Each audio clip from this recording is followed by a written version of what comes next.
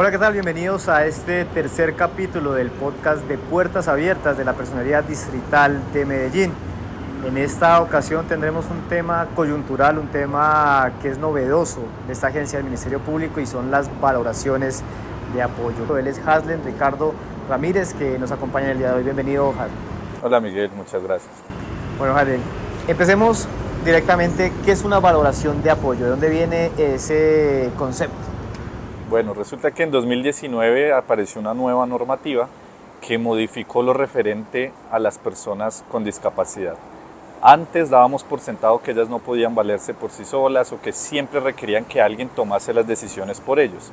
Pero desde 2019, incluso con algunas leyes anteriores, hemos cambiado ese paradigma en todo Colombia y ahora consideramos que siempre se ha de presumir la capacidad de las personas y que en casos excepcionales lo que requeriremos es valorar si requieren o no apoyos para ejercer su propia capacidad jurídica.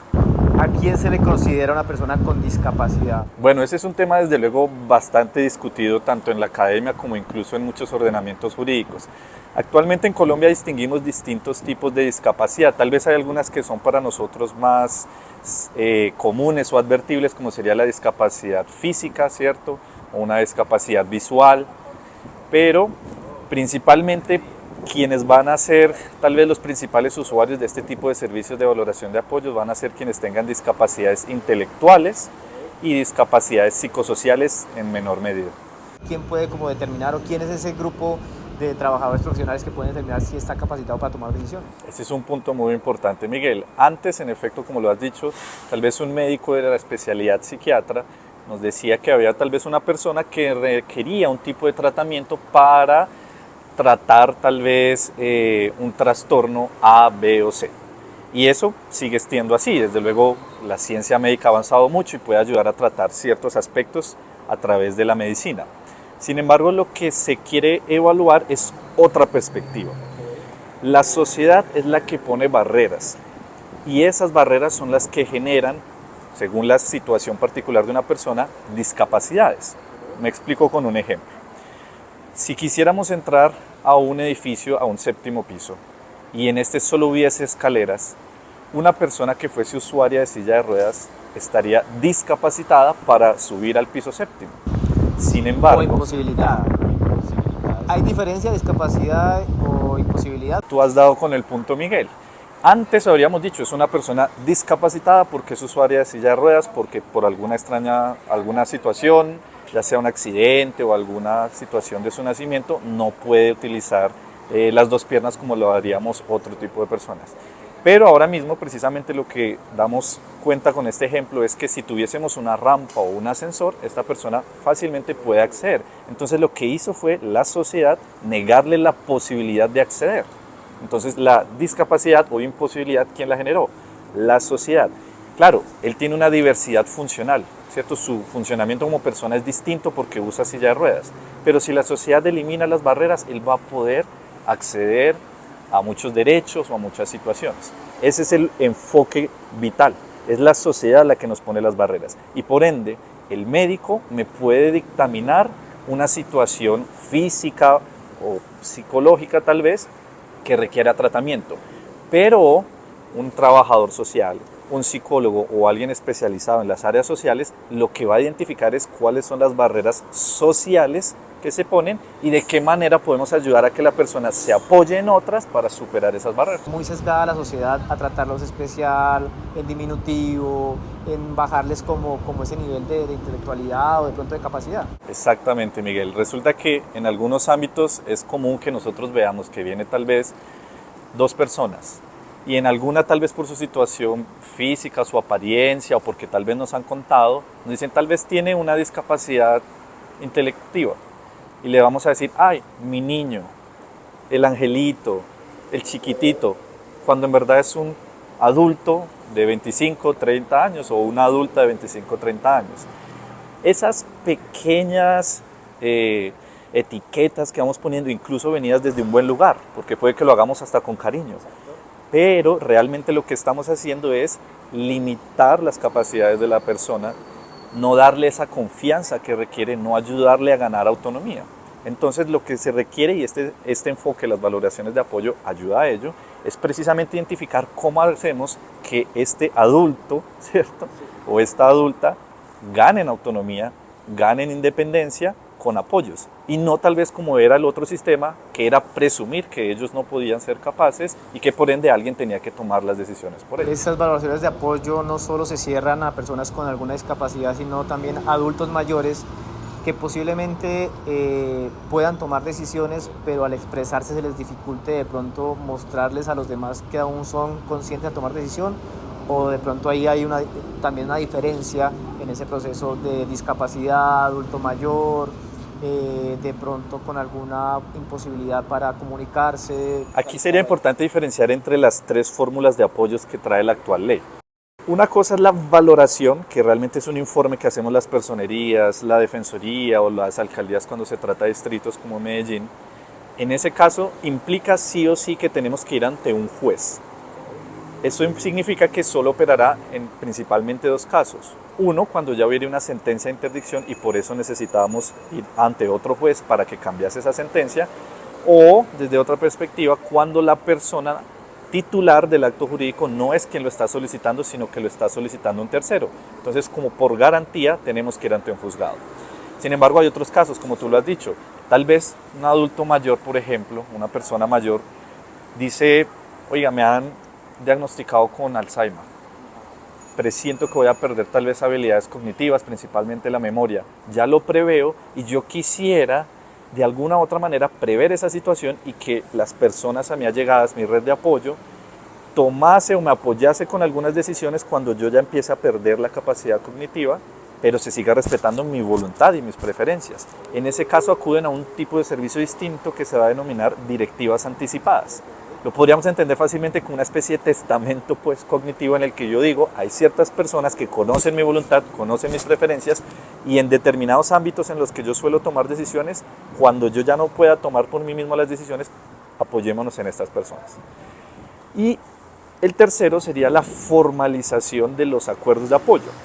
En estos casos principalmente, que no solamente, pero principalmente discapacidades psicosociales o intelectuales leves, las personas pueden manifestar que quieren apoyos, pero es la diferencia, ellas quieren apoyos, no se los vamos a imponer.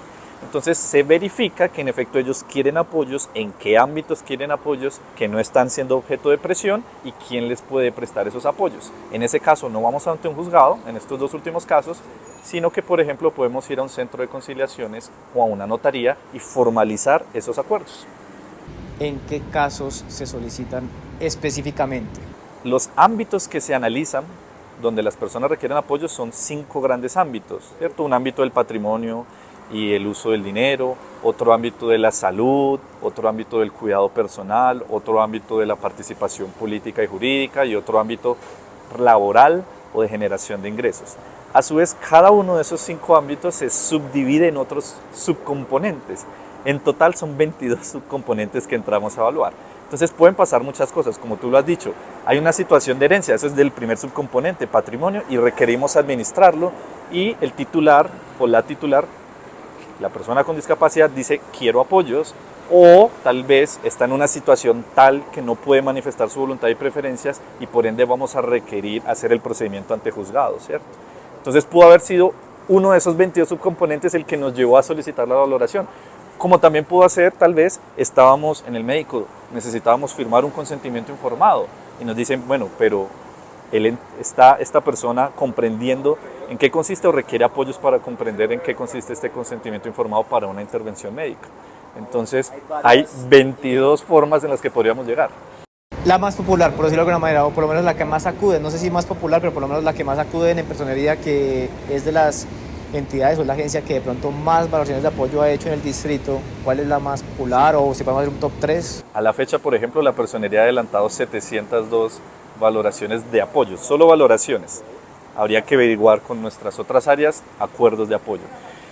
Yo diría que hay dos principales situaciones que más se presentan. Una de ellas es la administración de los bienes. Esto es muy común y en efecto es la que mayor cuidado representa para nosotros como Ministerio Público, porque si bien en la mayoría de casos la red de apoyo es segura para la persona con discapacidad, no en todos los casos. A veces se pueden intentar dar situaciones de abuso y nosotros precisamente tenemos personal especializado para identificar esos casos y activar los mecanismos de ley para evitar abusos. Entonces sí, patrimonio, manejo del patrimonio y los bienes de una persona con discapacidad o ella misma sus propios bienes suele ser uno de los principales. Pero también lo relativo a la salud. En esto se nos suele presentar muchos casos y quisiera incluso tratar uno que me parece que un poco da cuenta de cómo cambia este chip. Resulta que sobre todo con mujeres, y aquí creo que podríamos abordar un enfoque incluso con perspectiva de género, las mujeres con discapacidad históricamente eran esterilizadas en contra de su voluntad o sin por lo menos verificarse su voluntad. Y vuelvo y digo, tal vez venía de un buen lugar. Muchas madres, muchos padres creían que la forma de proteger a sus hijas era esterilizándolas para evitar embarazos no deseados. Sin embargo, nótese un poco la situación. Estábamos adelantando una intervención no curativa, muy severa, que limita derechos sexuales y reproductivos sin el consentimiento de la persona. La discapacidad no debe ser ya un estigma. Las personas tenemos diferencias y todos debemos proteger la posibilidad de superar las barreras pese a nuestras diferencias. La discapacidad no es una maldición, es una situación natural, es una situación que puede depender de algunas variaciones, etcétera, pero es algo que no debe ser visto socialmente estigmatizado como una maldición.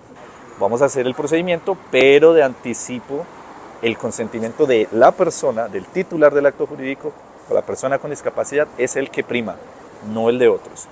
¿Está mal o se está cambiando la perspectiva de decirle, así como decía mi angelito, mi bendición, decir el loquito del pueblo, el loquito del barrio, las diferentes expresiones, ya eso es algo ya despectivo, minimizador o que no ayuda como en todo ese proceso? ¿Cómo sería el trato?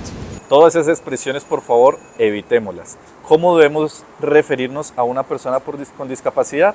Como con las otras personas, por su nombre o por cómo él nos diga que quiere ser tratado.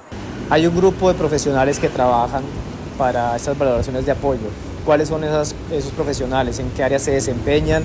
¿Y cómo se conforma? No solo la personería, porque a veces no todas las personerías o todas las agencias tienen como un grupo interdisciplinar bastante amplio, pero ¿quiénes pueden trabajar esas valoraciones de apoyo? Sí, hay un decreto que especifica cuál es el perfil de las personas facilitadoras de apoyo, que es el término técnico que utiliza la ley, ¿cierto? Que es lo que acabas de decir. Deben ser personas, en primer lugar, que pertenezcan a una titulación social. Puede ser psicología, trabajo social, puede que incluso hasta los abogados. Aunque en la personería preferimos profesionales de psicología y de trabajo social o de educación especial, por ejemplo. Pero no descartamos los perfiles sociales porque la ley lo permite. En segundo lugar, estas personas además deben ser capacitadas y certificadas en la ley 1996, que es la que regula las valoraciones de apoyos y todo este nuevo enfoque de la discapacidad en Colombia.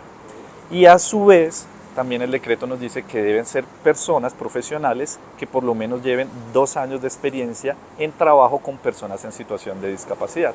Entonces, como te das cuenta, es un perfil bastante especializado, precisamente porque lo que ha querido Colombia a través de sus instituciones es evitar los sesgos al momento de tratar a las personas con discapacidad y que se trate de profesionales que entiendan este nuevo enfoque, que lo conozcan y que potencien, repito, la presunción de capacidad y la promoción de la autonomía e independencia de las personas con discapacidad. Más de 700 servicios en valoraciones de apoyo se han realizado, o VAPOS como coloquialmente se puede conocer. ¿Alguna experiencia, alguna historia que le haya marcado como para cerrar, que usted se acuerde, que usted diga, o esa satisfacción de haber colaborado en ese proceso? Sabemos que es abogado, que de pronto lidera este proceso aquí en la personería, que hay también trabajadores sociales que son especialistas en el tema, pero como abogado, como persona, ¿qué experiencia, qué historia le haya marcado así muy rápidamente para cerrar? Esto tal vez uno de los primeros cuando acudimos a este caso con una de nuestras trabajadoras sociales, en el que se trataba, guardo la anonimidad, un adulto mayor, una persona mayor, diagnosticada clínicamente con una discapacidad psicosocial del tipo esquizoide, una esquizofrenia. Y esta persona había sido históricamente limitada porque tenía una sentencia de interdicción y eran unos familiares quienes se encargaban de administrar todos sus bienes, y a esta persona la tenían en un centro geriátrico, como tal vez lo conocemos, ¿cierto? Y estaba privada de todos sus bienes. Ella estaba allí, se pagaba tal vez sí los servicios del geriátrico, pero era una persona que tenía muchos bienes en otras ciudades y que ellos se recibían muchos dineros y estaban siendo administrados de una manera un poco problemática por sus familiares, por decirlo menos. Y adelantamos la diligencia. Cuando adelantábamos el servicio, el informe, se nos decía por las personas cercanas: no, pero es que es una persona con esquizofrenia, ¿cómo le vamos a dar la posibilidad de que ella se valga por sí misma, de que haga valer sus derechos? Los va a despilfarrar, definitivamente las expresiones vienen, se va a volver loca, va tal vez a hacer cosas, se va a tirar a la calle, se va a poner en riesgo a sí misma, no se puede. Y la familia, incluso las personas del personal, estaban poniendo la barrera para que esta persona no pudiera expresar o ejercer sus derechos con autonomía. Adelantamos todo el procedimiento, lo dirigimos ante el juez competente y el juez competente le devolvió de alguna u otra manera la libertad a esta persona. Hubo unos apoyos, pero en este caso ya no de los familiares, porque identificamos situaciones de mala administración, ¿cierto? Conflictos de intereses. Entonces se nombró un funcionario público que le ayudase como apoyo, y después de unos meses casualmente me encontré con esta persona en otro escenario y me abrazó y me dijo: muchas gracias, he vuelto a ser libre. Él es Haslen Ricardo Ramírez, abogado, personero delegado de ICTV. Lidera este proceso de valoraciones de apoyo aquí en la Personería Distrital de Medellín. Hablamos de lo que se trata este tema tan importante y agradecerle por abrirnos esas posibilidades de entender un poco más qué es el VAPOS, qué son las valoraciones de apoyos, quiénes pueden acceder a eso y cómo vamos cambiando un poco esa mirada de estas personas que son diferentes, pero no son, digámoslo, discapacitadas pues para todo. Muchas gracias, Miguel. Aquí está el tercer capítulo de nuestro podcast de Puertas Abiertas. Nos encontramos en una próxima oportunidad y estaremos muy pendientes del próximo invitado para que estén aquí en De Puertas Abiertas. Muy bien.